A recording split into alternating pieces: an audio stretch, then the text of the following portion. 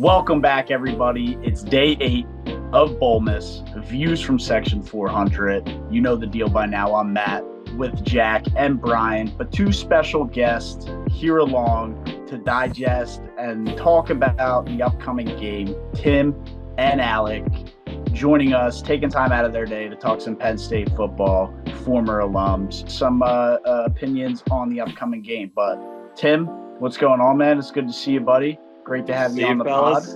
Happy Bowlmas. Happy Bowlmas all. 8th day of Bowlmas. I think first thing I got to get off my chest is friend of the program, Maze Lane, said he was a little jealous he didn't get an invite. That's too bad, Maze. We don't need your opinion, but just wanted to get it off the chest. Got one more shout out. Luke Lawler, maybe the biggest Ole Miss fan in Philadelphia. We're coming for your ass, Luke. Happy to be here. Proud Penn State alum, big Penn State football fan. Ready to discuss the 10-2 purgatory that is Penn State football under James Franklin. I love that. Oh, beautiful. Hey guys, I'm Alec. I've been excited about this college football season, and thanks for having us on because, guys, I've been watching you for a little bit. And I'm like, I got to get on this. I got to get on this podcast. And Matt, happy belated birthday, brother. I appreciate that, man. You don't have to shout out the birthday there, but I appreciate that, man. That's much love. No, you got it. People in the comments are going to be sending you birthday gifts, birthday likes, birthday subscriptions. I will. I'll drop the PO box in the comments for everybody to send gifts to. Drop the Venmo. Yeah. Even better. Just send me cash. Yeah, just send them straight up the Venmo. But yeah, no. Been a Penn State fan since I was a really young kid. Have a lot of previous alumni from my family there, so I come from a Penn State kind of lineage, if you will. So I'm excited to be here with you guys. Yeah, well, no, we appreciate having you both on. I like how you mentioned your Penn State lineage there. I want to ask you guys about your favorite memory at Penn State watching the football team. Before I do have to give you your flowers. While we were at school, you guys took down me and Jack's Auburn Tigers twice. Yes. The first one was a little close. The second one, I don't want to talk about, but I feel like I have to tell you a story from that weekend just because of how ridiculous it is. So Jack knows about DJ Ben Brood, the worst DJ in all of probably Alabama, maybe the country. I'm at the top floor of Sky Bar one night before the game, and someone requests Zombie Nation. He, for some reason, does not know that that's a Penn State song, puts it on. After the Penn State people realize it's on, and everyone in the bar knows what's coming, he lets it play.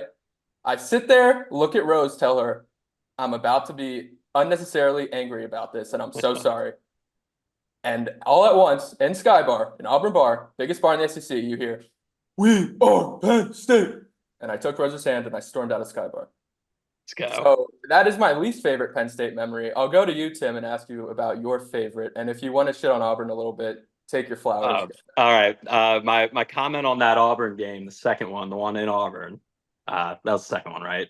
Yep. Remember Sean Clifford coming over the middle, takes that big hit, gets right back up. But everyone's like, welcome to SEC football. Welcome to SEC football. They hit different down here.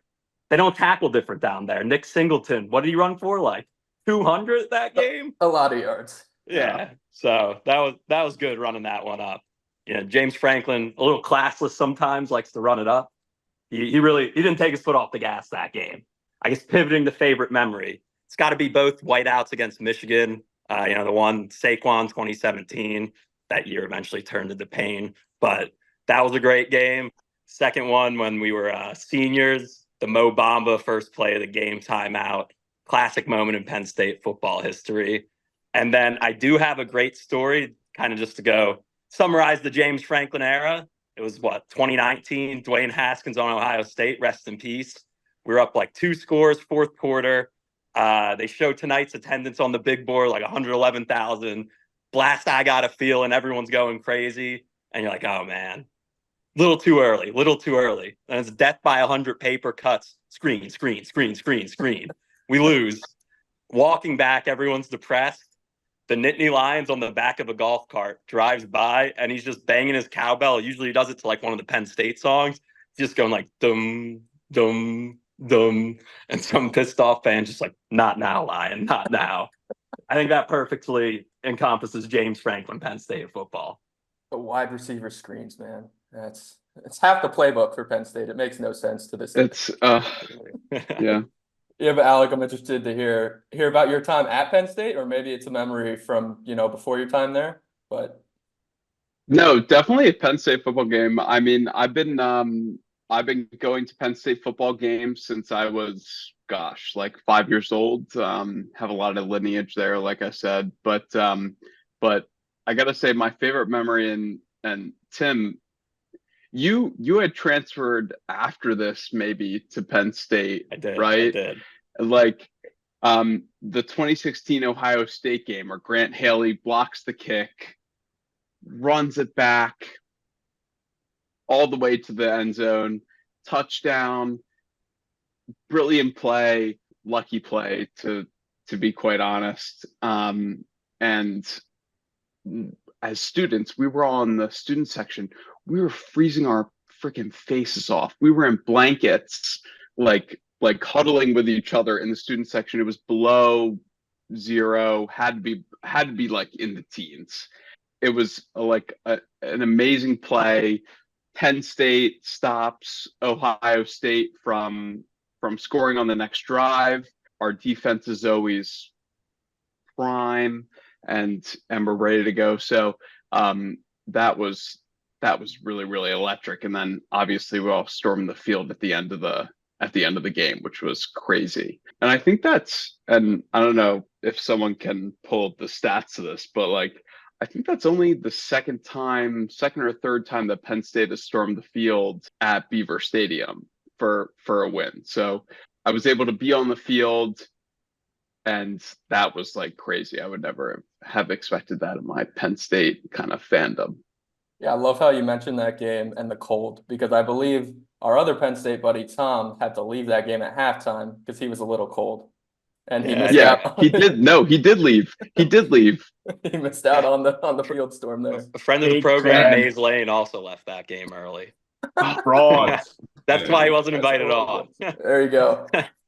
That is a little soft. I mean, we're talking Penn State, Ohio State. Those are some good games. I can't believe you would leave that. But I was actually at Auburn during the Penn State Ohio State game this year. I was half paying attention, in Auburn with the boys. It was a good time. But my question for you guys is, can Drew Allard be that guy? I mean, is it him? Is it James Franklin? I mean, I don't know what it is, but I'm going to need your guys' opinion on that, because, I mean, are we going to get it done against Ohio State? Are we going to get it done against Michigan? I mean, what's going on here?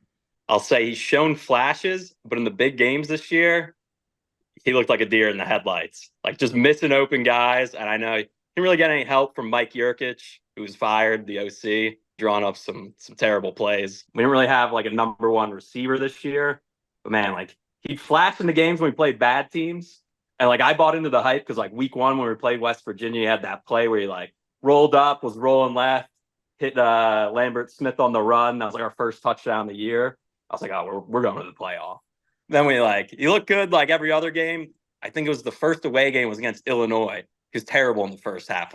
Couldn't hit the broadside of the barn. And we're all right, what's going on? It's a bad game. We still won, whatnot. Go to Ohio State. That guy couldn't hit anything. Couldn't hit anything. It's all right, maybe that was a bad game. Michigan, same thing. So I don't know. He's got to shine under the bright lights.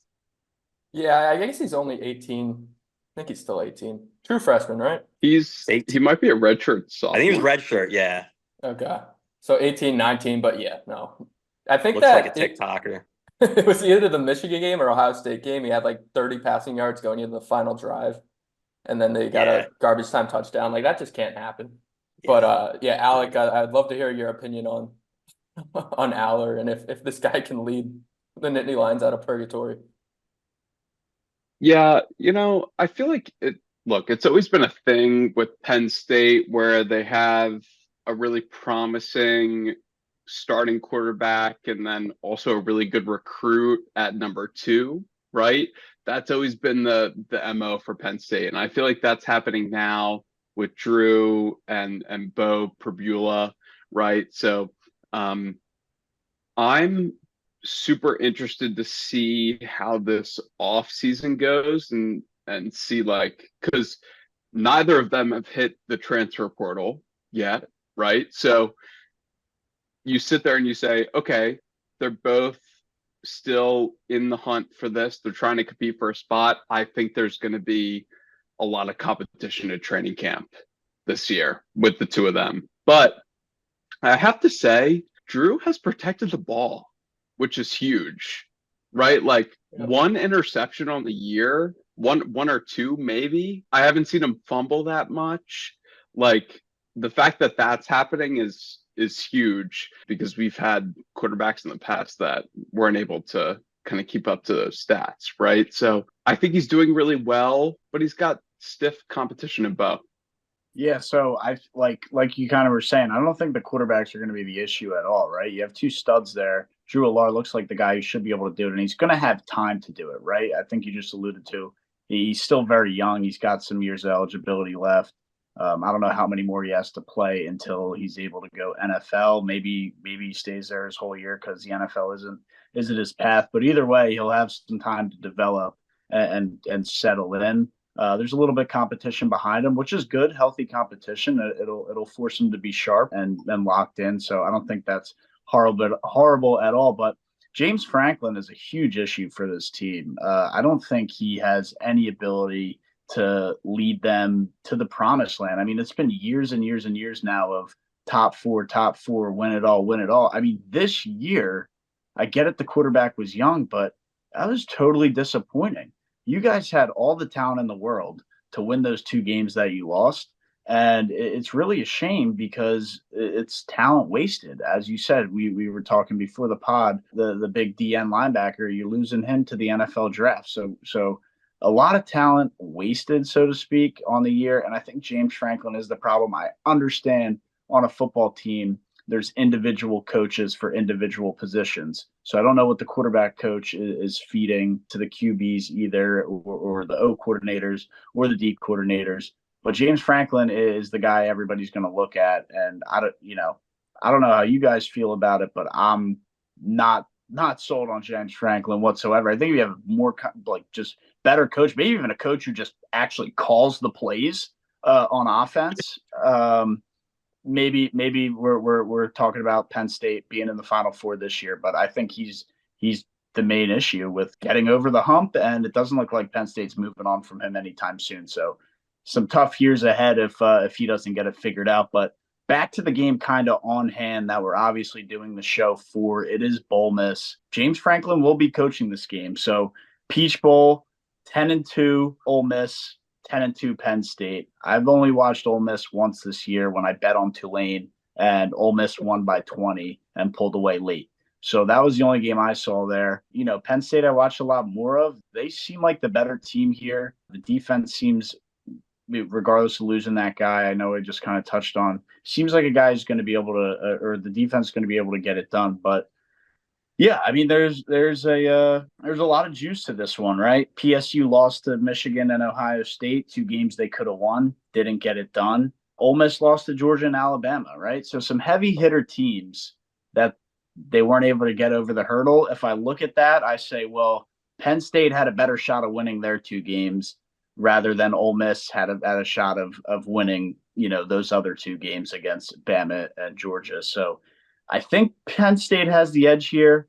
Again, what are you guys thinking here in terms of how it might play out? Is there a strong suit on Ole Miss that you're worried about Penn State going up against? Is there a weak spot on Ole Miss that Penn State could be able to exploit? And Tim, I'll start with you. How are you kind of reading it? Yeah, I know you touched on it when you were talking about Franklin. Wasted some good effort for some good players, specifically the defense this year. I think we were number 1 in yards per game in the FBS. Just a suffocating defense. Best performance probably that Iowa game. I know their offense is booty cheeks, but I think they didn't have a first down for like 12 drives in a row at one point. So just a suffocating defense. Missing Chop Robinson, he declared first round talent. We wish him the best, as Lane would say. I think that Penn State defense is going to be a problem for Ole Miss. I think we're gonna be attacking the ball. I think we force a couple turnovers. think we get in Jackson Dart's head. We still have the Big Ten leader in sacks, Adisa Isaac, playing, unless he opts out. Please don't. He'll be going after the quarterback, Danny Denton Sutton. The announcer been calling him Deny. I thought his name was Danny. He'll be coming in for Chop on the other side. I think the defense will be good, and then I think it just matters what Drew Allard you get. If you get the one against Maryland who threw 5 touchdowns, showcased the rocket arm, or you get the Drew who showed up in the Ohio State game and the Michigan game where he just looked like completely incompetent for the big game, had the jitters, was missing the open man. I think that's the biggest factor in this game is what version of Drew Allard do you get? Because I know James Franklin, the guy loses to Michigan, the guy loses to Ohio State, but he loved winning his bowl games. I think we've won 5 of the 6 New Year's 6 bowls. This is the only one he hasn't won. No one likes stat padding their resume with worthless wins more than this guy. So to say he's going to be like, I missed the playoff every year until the 12 team, but we won all 6 New Year's 6 bowls. He'd love to say that. He's going to want to win this game so badly. So I like Penn State. I'm hoping Drew shows up. But if we get the Ohio State Michigan version of Drew, then I'm a little worried. Yeah, I would lean that Drew Allard, you probably get the better version than the worse version. I don't know much about Ole Miss's defense, but I do know Heisman winner Jaden Daniels put up like 45 or 50 points on their defense in a shootout. So I don't think Ole Miss has a particularly amazing defense. I think we'll be able to see Drew Allard have some time in the pocket, sling the ball around, maybe scramble a little bit. Watch him put on an offensive clinic. I wouldn't be surprised if we see that.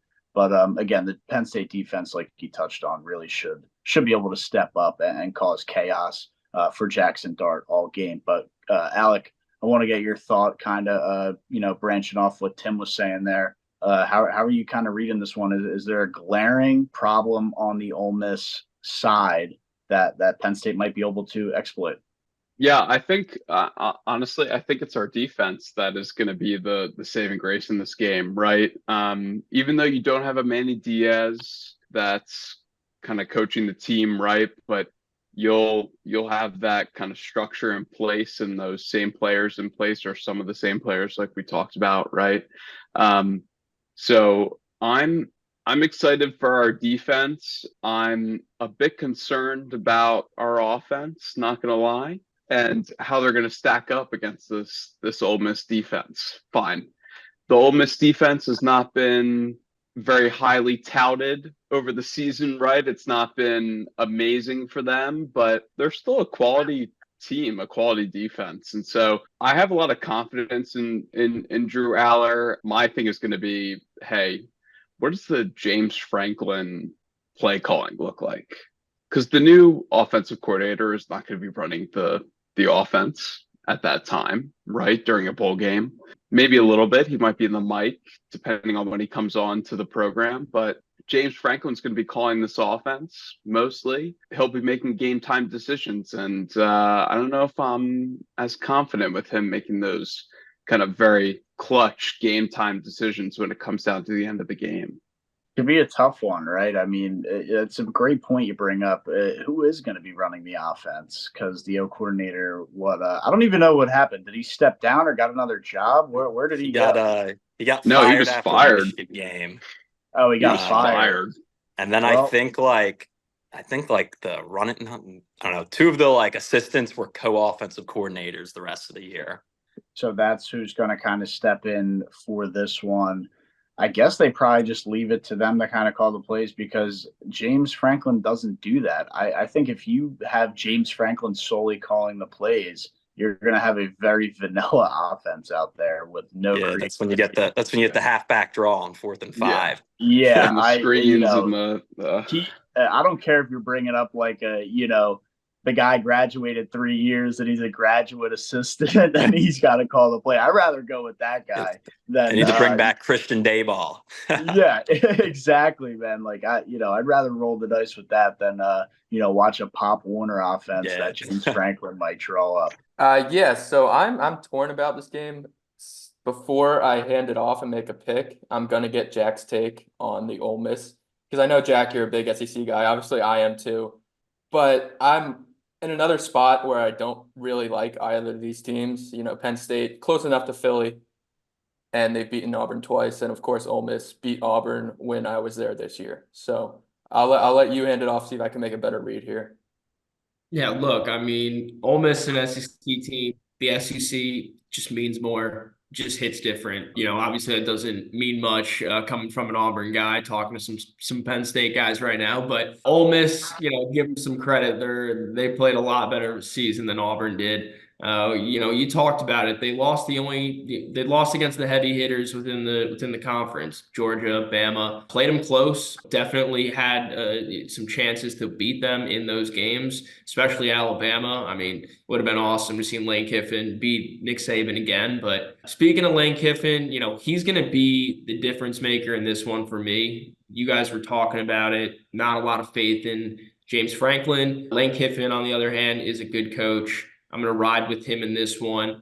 Jackson Dart, it's a hell of a name. He's also a hell of a quarterback. I'm going to be riding with him in this one. I know you guys are talking a lot about the Penn State defense. It has looked really good this year, but bowl season is the time of opt-outs and also, you know, players, they get a long break. They show up for one game. How much effort are they going to be putting into that one game? How prepared are they for that one game? It's always a lot of questions, and one thing you can count on is your quarterback being ready for that. So I'm going with Jackson Dart. I'm going with Lane Kiffin, and I'm going with the Ole Miss Rebels. Money line or plus 3.5 here? Money line. All right. Spicy. Interesting. Yeah, we're getting one for the SEC right here. Yeah, I'm still torn. So, I mean, we talked all about James Franklin and his playbook. He's trying to complete the Infinity Gauntlet, get the 6 New Year's Six bowls, and then eliminate the other half of the playbook, I guess. But then you have Ole Miss and Lane Kiffin. I hate Lane Kiffin. I don't know why you like Lane Kiffin. He's fucking hilarious. He doesn't give a shit. He's like the Mike Yeah. McDaniel of college football. I mean, He come on. blue-balled us, though. He was supposed to come to Auburn, and he's like, no, now we have Hugh Freeze, and I mean, he's looked Don't okay. take it personally, Brian. Don't take it. I'm gonna take it personally.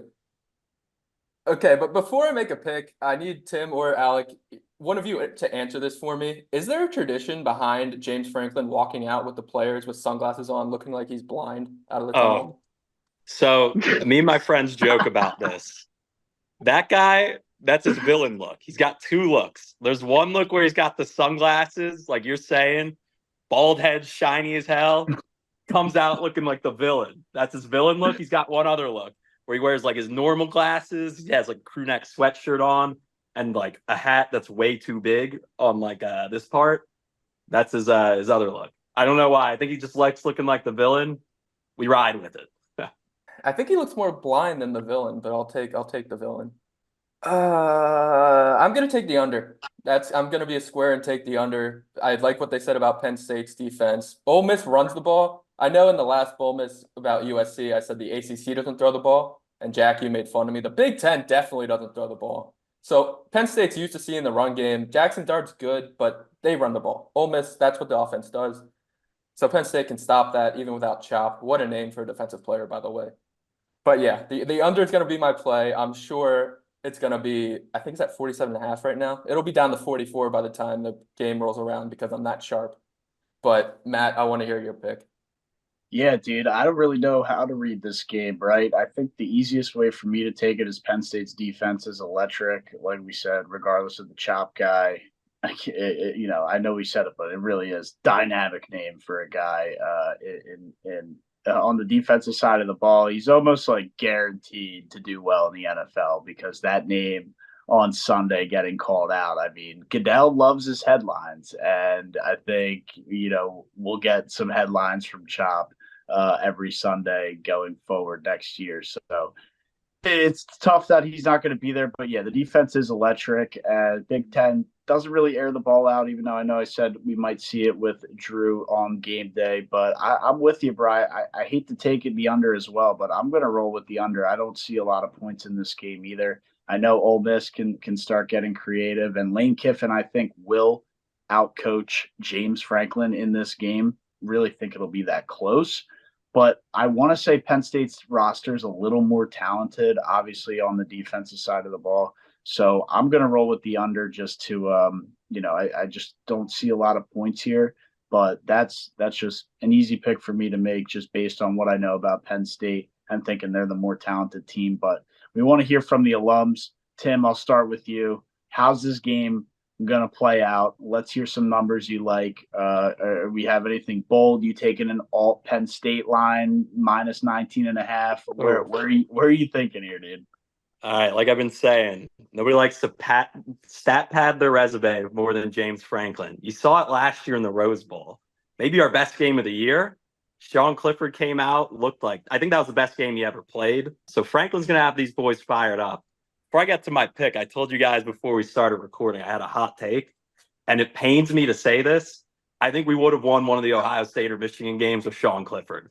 I don't know how hot of a take you guys think that is, but Aller couldn't even complete a pass in those games, and he can't run the ball. So I think we would have won one of those with him, which pains me to say, but all you need to do is score like one more touchdown in either of those games and then let the defense cook. Back to the pick. So pending no more opt-outs, right? Because we got more talent at Penn State. Olu Fashanu, however you say his last name. Guy's like projected top 5 pick at left tackle. I don't know why he'd play in this game when he's going to go make like $30 million guaranteed, but he hasn't opted out yet. So if he still plays, keeps Drew protected on the blind side. I like that. And we didn't touch about it because I know they quieted down a little this year versus their freshman year. We got the two-headed monster out of the backfield at Penn State. They were quieter this year. Singleton kind of took a backseat to Katron Allen, who, he's not as fast, doesn't have that breakaway speed, better vision, a little shiftier in the holes. He gets you that 6 yards of carry you need. They were quiet this year. But last game of the year against Michigan State, their tackling was a little shaky. You saw the running backs get going. And, this Lane Kiffin defense, not very good, giving up a lot of points in plenty games. Talk about Jaden Daniels cooking them. I think if Penn State gets the ground game going, get to like a double-digit lead, force Jackson Dart to drop back, take Judkins out of the game, let the pass rush get after him. I like Penn State. I'll take alt line minus 9.5. Let's get the pod fired up. There we go, dude. There we go. Luke Lawler's not going to like that one, but you're fucked, Luke. Yeah, we need probably to like see. A plus 280, plus 290 play right there. You can get some great juice there. I think it might be even a little more, man. If the line's 3.5 right now, and I don't even know if they'll offer it up the extra minus touchdown. You might have to go to some underground books for that one, but definitely should be able to get something. I don't hate the pick. I think Penn State, like we were all talking about, and you kind of touched on a little bit right there, Tim. If they get a little bit of a lead, they can just sit on the ball and stifle, Ole Miss's offense with all sorts of creativity, blitz packages, not blitzing, running the cover 2 sink, faking blitzes, whatever you want to call it. I think it's really going to cause Ole Miss some issues on that side. The only thing Penn State doesn't have going for them, I think Ole Miss has the better coach, which, sometimes plays on the field. We'll see what happens. But Alec, we didn't forget about you, man. Where are you seeing this game? How's it playing out? Yeah, I agree with you, Matt. I think Ole Miss has the better coach. In big games, time and time again, I think Penn State has just been like generally out-coached. And we talked about that before. So I'm still gonna pick Penn State, just like straight up money line on this game, right? Like I think that's just the optimal place for me considering my fandom. So I kind of have to take them. But I'm gonna take the over because I think this is going to be a high scoring game considering how, I'm not going to lie, shitty Ole Miss's offense is. Like they're not that great. I think Drew Aller can score points on them. I know that gives a hamper to the defense that I'm cheering for, but I'll still be cheering for our defense. Honestly, at the end of the day, I really think it's going to come down to the last 5 to 10 minutes of the game when James Franklin has to make critical play calls, critical timeouts, do game management. That's what's gonna make or break this game. You don't think we'll see first quarter, 12 minutes left, burning the timeout? I know that always gets people fired up. It gets me fired up. I mean, he just Andy might. Reid was the specialist at that. You'll see like some punts on 4th and 2 early in the game. Yeah. Like from the 45, where it's like, dude, what are you doing? Analytics are like 70% go for it. Yeah. Or like if you go back and watch like the Ohio State and Michigan games, like 4th and 1, 4th and 2 this year, they're throwing up like trick plays. Like I think they tried to run like the State College special in one of those situations, just got absolutely shut down. Like, dude, just go up the middle, go under center, go up the middle, get your yard. Like, So hopefully we don't get any of those head scratching decisions. Well, what was it? The go for 2, Tim, where it was like that classic, like just leave the center on the line, just split everyone they ran out. The, I was remember like, that? you're an idiot. Are we in the Pop Colts Warner versus right now? the Patriots? The Pat McAfee. The McAfee play. They ran that to go for 2 against Michigan. It's like, what are you doing? And then when we were down against Ohio State, friend of the pod, he'll be on to talk about JMU, Dylan Waterman, had us +8 alt line, which looked good. We scored, I think we scored to cut it to 9, and then we just needed to kick the extra point to get to 8. They decided to go for 2. They ran some sort of like double pass trick play that was horrible to go for 2. Just got absolutely shut down, didn't cover +8. So hopefully we get none of that. Like that one. Yeah. Well, it's going to be a lot of critical decisions that James Franklin's going to make. We'll see how he does. But yeah, those are the picks. Those are the predictions. That's the analysts from the diehard fans, Penn State alum. That kind of wraps us up here for the show, though. Definitely appreciate you guys hopping on. But we do have a question that I think we kind of missed, and it kind of is a little bit of a head scratcher unless somebody knows. And Brian, I think you had it in here. It's the Chick-fil-A Peach Bowl. But does Chick-fil-A sell any peach products? No. I love Gaga. They did. They had a what do they got? Milkshake at one point. I think it was a limited thing. Yeah, a limited thing. Like this is their sponsor. How can they? Also, the Chick-fil-A in Mercedes-Benz Stadium. There's a Chick-fil-A there. Half the games played there are on Sunday. Why? What's the marketing strategy there? There isn't one. Only when the SEC comes to town. Yeah, that's really all it is. 3 times a year? 2 times a year? They don't even have like a special, like, hey, we get it, Chick-fil-A closed on Sundays, but like, this is operating once a week and it happens to be Sunday. Like, yeah, it's open on Sunday. Like, they don't do that. No, and then they sponsor the Peach Bowl and they don't sell peaches. So what are you doing, Chick-fil-A? So much money that they just really don't give a shit. Like, I guess they're just swimming in it. They don't even need the business on Sunday. They don't even. It's just more for show. more to cause up stir-ups on podcast debates is what the angle is there. But like I said, man, we kind of wrap it up there. Great show. Appreciate you guys kind of hopping on. That's day 8 of Bowlmas. Stay tuned for everything else we have to offer. Going forward, a lot of great games still to cover, and we'll see how this one plays out. Brian and I got the under, don't see a lot of points. I know Coburn on the over. Tim's taking alt lines for a Penn State blowout, and it's going to be electric. Jack, I'm sorry, I know you had Ole Miss money line, so we're kind of all over the board here, right? We're riding with the SEC, baby. Oh, you have to, right? Auburn guy, I don't blame you. But yeah, I mean, we're all over the board here. We got everything covered. We got your blowout alt lines, we got your unders, we got your overs, and we got a little sprinkle on the Ole Miss side as well. But like I said, appreciate Tim, Alec for hopping on the pod, taking some time out of your day and chopping it up with us here as we keep rolling on with Bowlmas, day number 8 with Penn State and Ole Miss. Yeah, thanks for having us on, guys. And Merry Bowlmas for the rest of the days. Merry Bowlmas, man. I can't wait to forget. Very Merry Bowlmas. I'll call back in once we cover 9.5. Yeah, we'll have more in the should SEC. We do a recap of the game? We got a live show on my phone won't work if we don't cover 9.5, but if we do, you know where to find me. Run out of minutes if it doesn't. But yeah, guys.